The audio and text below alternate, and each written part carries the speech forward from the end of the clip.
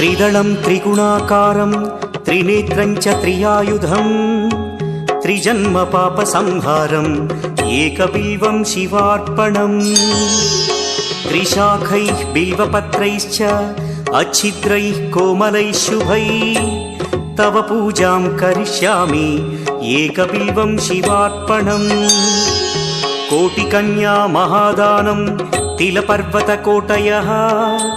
काञ्चनं शैलदानेन एकबिल्वं शिवार्पणम् काशीक्षेत्रनिवासं च कालभैरवदर्शनौ प्रयागे माधवं दृष्ट्वा एकबिल्वं शिवार्पणम् इन्दुवारे व्रतं स्थित्वा निराहारो महेश्वर नक्तं हौष्यामि देवेश एकबिल्वं शिवार्पणम् रामलिङ्गप्रतिष्ठा